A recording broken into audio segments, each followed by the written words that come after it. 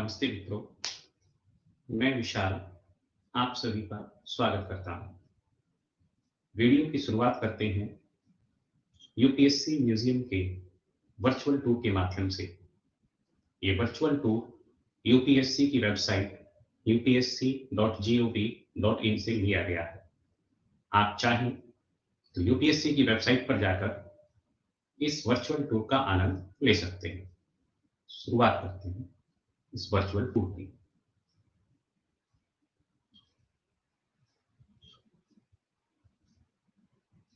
दोस्तों, यूपीएससी यानी कि संघ लोक सेवा आयोग, यूनियन पब्लिक सर्विस कमीशन, हमारे देश की बहुत ही महत्वपूर्ण संस्था है। इस संस्था का वर्णन भारतीय संविधान की धारा 315 से लेकर 323 तक किया गया है। यूपीएससी के माध्यम से समय समय पर विभिन्न प्रतियोगी परीक्षाओं का आयोजन किया जाता रहता है, जैसे civil services exam, engineering services exam, combined medical services exam, CDS, NDA, IFoS, geoscientist और जियोलॉजिस्ट एग्जाम, सीएपीएफ और अन्य एग्जाम जिनसे आप भली भांति परिचित हैं। आज की इस वीडियो में हम यूपीएससी के द्वारा आयोजित की जाने वाली सिविल सेवा परीक्षा सीएससी, सिविल सर्विस एग्जाम के बारे में चर्चा करेंगे। आप इस वर्चुअल टूर को हम यहीं पर समाप्त करते हैं और अपनी वीडियो में अपनी चर्चा को आगे बढ़ाते हैं।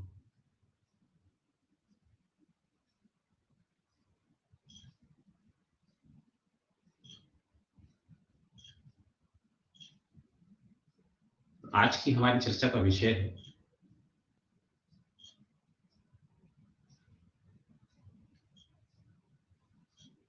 यूपीएससी के द्वारा आयोजित की जाने वाली सिविल सर्विसेज परीक्षा के बारे में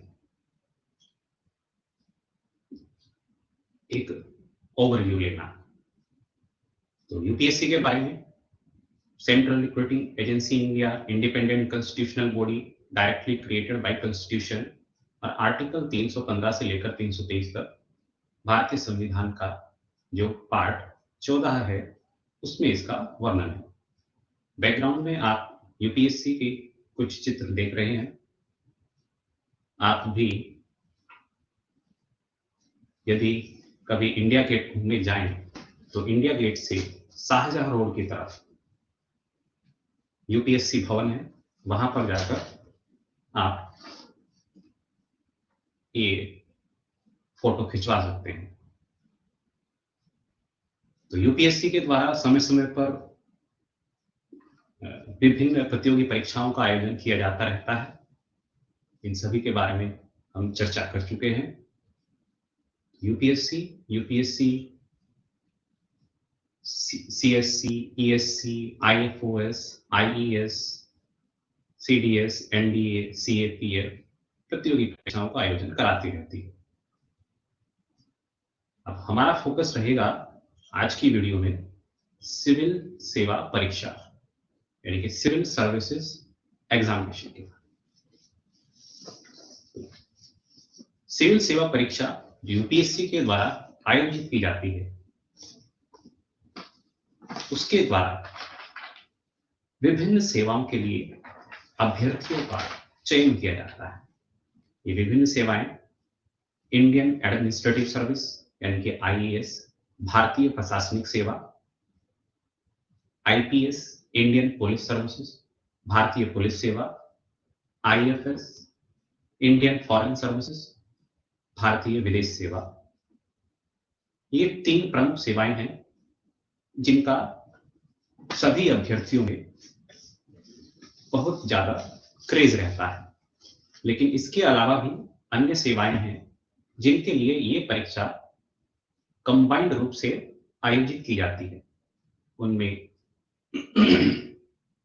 Indian audit and account services, भारतीय लेखा परीक्षा और लेखा सेवा, इंडियन सिविल अकाउंट सर्विसेज, भारतीय सिविल लेखा सेवा,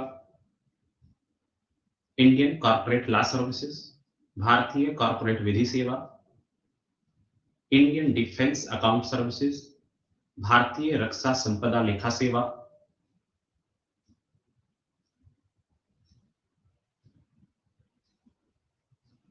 इंडियन इंफॉर्मेशन सर्विसेज, भारतीय सूचना सेवा, इंडियन पोस्टल सर्विसेज, भारतीय डाक सेवा, Indian PMT accounts and finance services,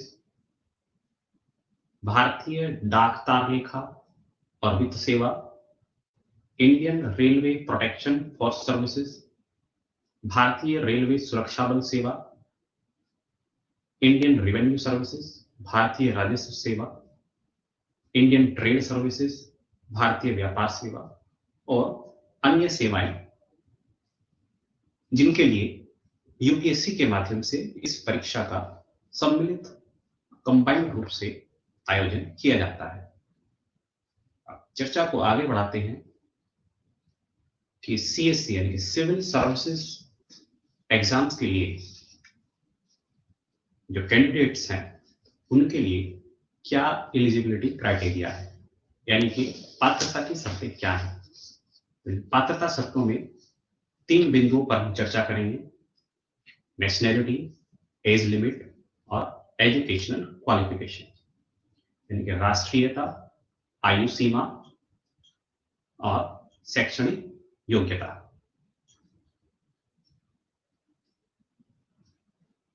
तो सबसे पहले देखते हैं राष्ट्रीयता की क्या शर्तें हैं।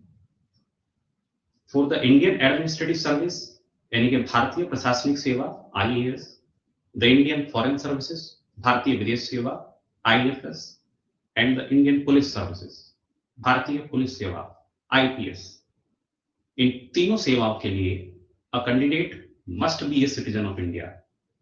जो अभ्यर्थी है वो भारत का नागरिक होना चाहिए, must be a citizen of India. लेकिन इन 3 सेवाओं के अलावा यानी कि आईएएस, आईपीएस और आईएफएस, इन तीनों सेवाओं को छोड़ते हुए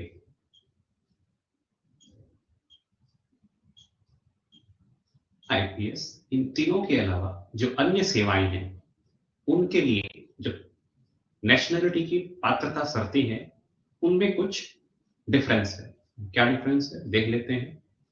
for other services a candidate must be either a citizen of India or a subject of Nepal, a subject of Bhutan, a Tibetan refugee who come over to India before 1st January 1962, a person of Indian origin who has migrated from Pakistan, Burma, Sri Lanka, East African countries of Kenya, Uganda, the United Republic of Tanzania, Zambia, Malawi, Zaire, Ethiopia, and Vietnam with the intention of permanently settling in India। यानी कि अन्य सेवाओं के IAS, IPS और IFS को छोड़कर अन्य सेवाओं में जो अभ्यर्थी है उनके लिए या तो आप भारत का नागरिक होने चाहिए, या आप नेपाल के नागरिक हो, भूटान के नागरिक हो, तिबेटन रिफ्यूजी हो, और यदि आप इन कंट्रीज से परमानेंट सेटलमेंट के लिए भारत में आए हुए हैं तो आप एप्लीकेबल हैं। अब इन सभी के लिए, इन सभी वर्गों के अंतर्गत जितने भी उम्मीदवार आएंगे उन सभी के पास भारत सरकार द्वारा जारी किया गया एक एलिजिबिलिटी प्रमाण पत्र होना चाहिए, यानी कि पात्रता प्रमाण पत्र होना अति आवश्यक है। इसके बाद हम चर्चा करते हैं एज लिमिट के बारे में। A candidate must have attained the age of 21 years and must not have attained the age of 32 years। यानी कि जो उम्मीदवार है उसकी जो मिनिमम आयु है वो 21 वर्ष और जो मैक्सिमम आयु है वो है 32 वर्ष। Must not have attained the age of 32 years, यानी कि आपकी आयु 32 वर्ष से कम होनी चाहिए, जो भी यूपीएससी के द्वारा कट ऑफ डेट दी जाती है। जब यूपीएससी एडवर्टाइजमेंट को प्रदर्शित करती है, उसी समय नोटिफिकेशन में कट ऑफ डेट दी जाती है। उस डेट को आप 32 वर्ष की आयु से कम होने चाहिए और 21 वर्ष की आयु को प्राप्त कर चुके हो। अब इस अपर एज लिमिट में कुछ रिलैक्सेशन दिया गया है। वो रिलैक्सेशन आपकी कैटेगरी के आधार पर है। यदि आप SC ST कैटेगरी, यानी कि यदि किसी अनुसूचित जाति या अनुसूचित जनजाति से बिलोंग करते हैं, तो आपको अपर एज में 5 साल का रिलैक्सेशन मिलेगा।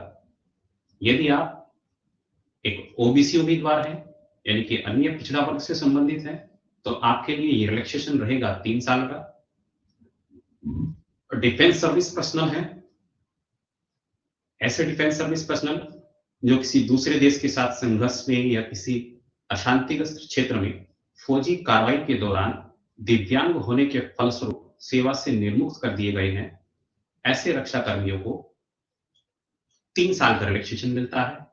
यदि आप एक्स सर्विसमैन हैं, तो आपके लिए रिलैक्सेशन 5 इयर्स का है, 5 साल का। ECOs एंड SSCOs, यानी कि इमरजेंसी कमीशन ऑफिसर्स और शॉर्ट सर्विस कमीशन ऑफिसर्स के लिए ये रिलैक्सेशन 5 साल का है। PWBD कैटेगरी, यानी कि पर्सन विद बेंचमार्क डिसेबिलिटी, जो हमारे दिव्यांग लोग हैं, उनके लिए ये रिलैक्सेशन 10 साल का है। तो अपर एज में दिव्यांग लोगों को 10 साल का रिलैक्सेशन मिलेगा। चर्चा को आगे बढ़ाते हैं। अब आते हैं कि यूपीएससी की CSC परीक्षा में बैठने के लिए आपके पास में क्या एजुकेशनल क्वालिफिकेशन होनी चाहिए। तो ये बड़ा ही सिंपल है। आपके पास में स्नातक की उपाधि होनी चाहिए, यानी कि आप ग्रेजुएट होने चाहिए। यदि आप अपने ग्रेजुएशन के अंतिम वर्ष में हैं, यानी कि अपीयरिंग है, तो भी आप इस परीक्षा में अपनी उम्मीदवारी कर सकते हैं। A candidate must hold a degree of any of the universities incorporated by an act of the center or state legislature in India or other educational institutions established by an act of parliament or declared to be deemed as a university under Section 3 of University Grant Commission Act 1956 or possess an equivalent qualification. तो आप अगर स्नातक हैं, तो आप इस परीक्षा में अपनी उम्मीदवारी का दावा ठोक सकते हैं। अब चर्चा करते हैं नंबर ऑफ अटेम्प्ट्स की। तो CSC की परीक्षा में आपको नंबर ऑफ अटेम्प्ट्स, यानी कि जो आपके अवसरों की संख्या है वो निर्धारित है, और वो अवसरों की संख्या भी आपके कैटेगरी पर डिपेंड करती है कि आप किस कैटेगरी से बिलोंग करते हैं। Generally every candidate appearing at the examination who is otherwise eligible shall be permitted 6 attempts at the CSC। देखिए, सामान्य रूप से सभी को 6 अटेम्प्ट मिलते हैं, 6 अवसर प्रदान किए जाते हैं।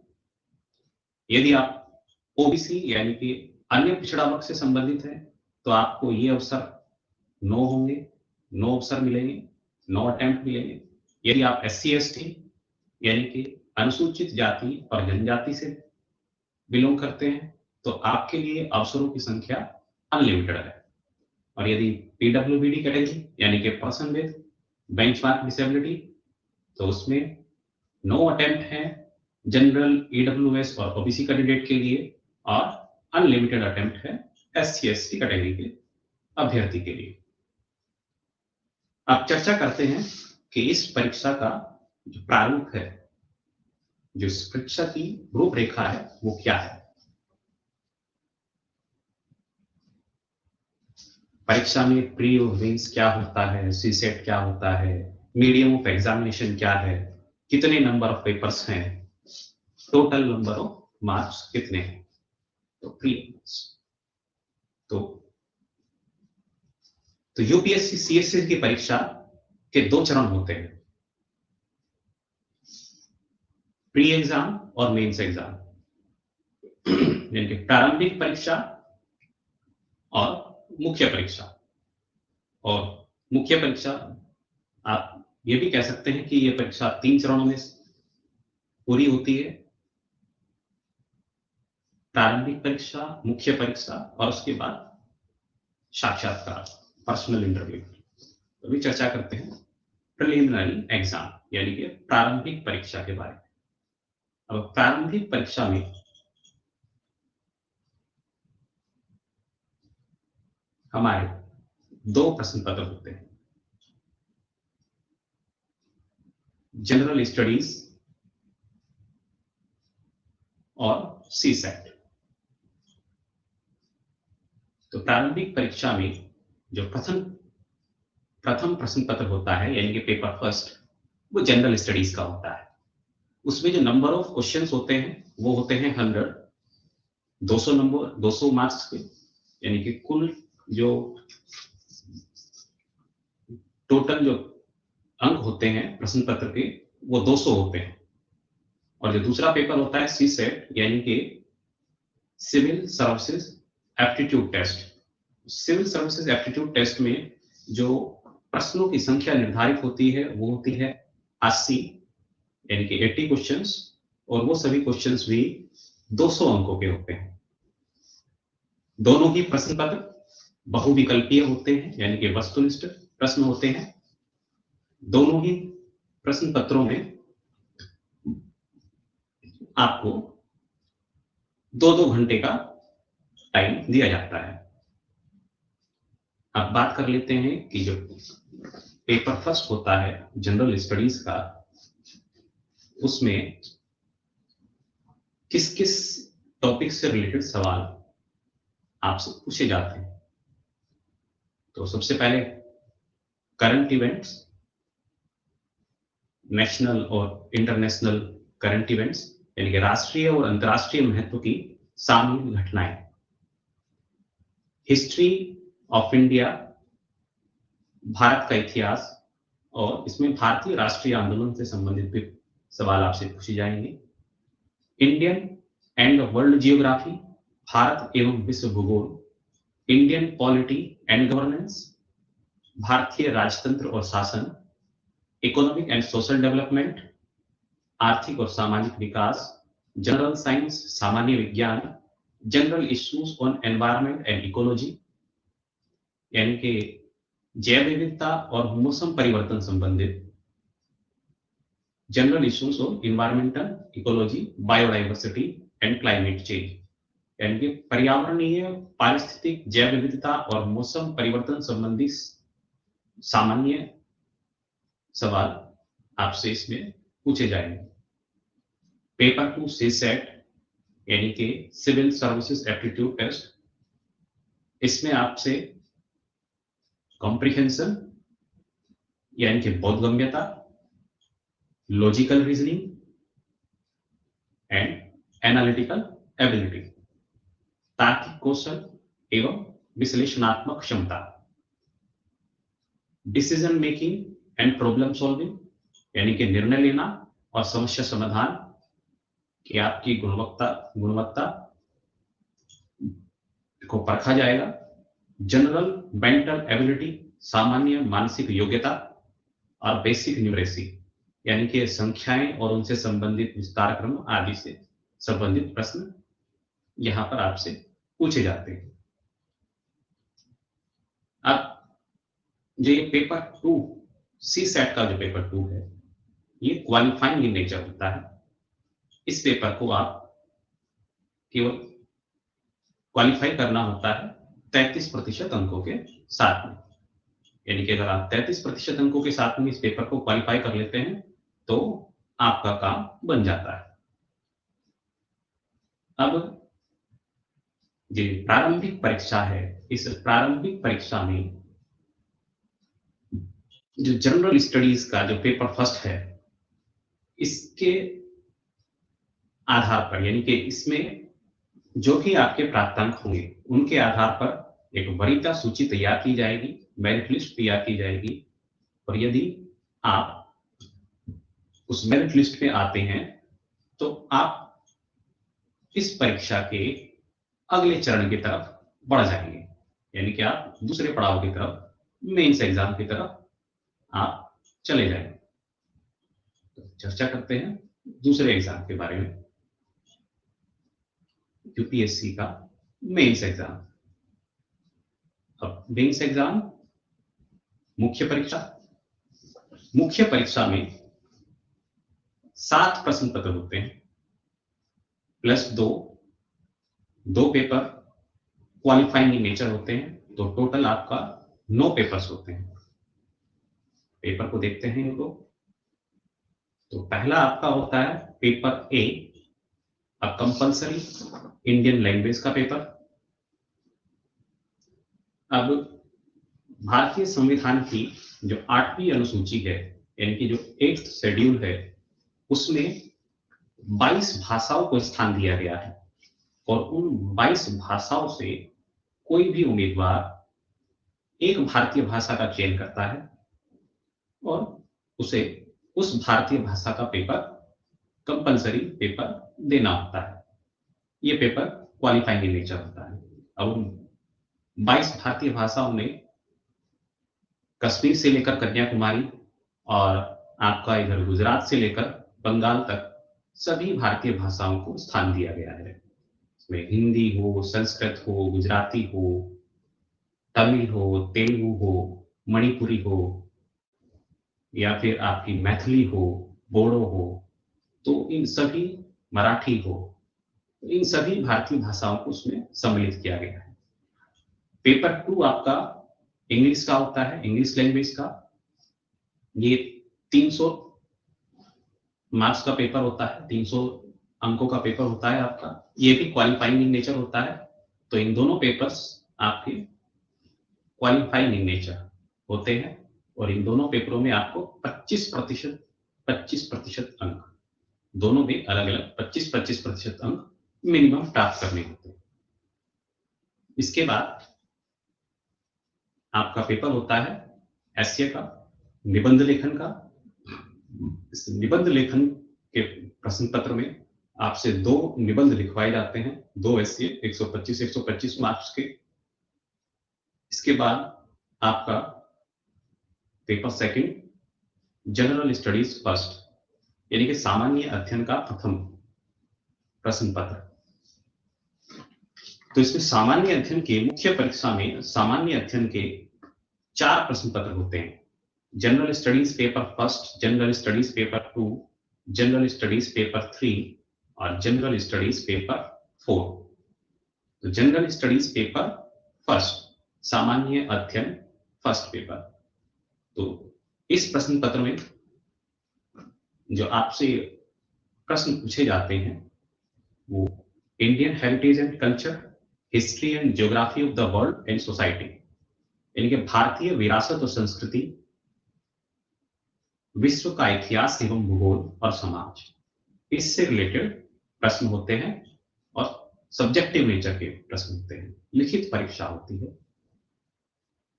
इसके बाद जनरल स्टडीज पेपर 2, सामान्य अध्ययन का पेपर सेकंड।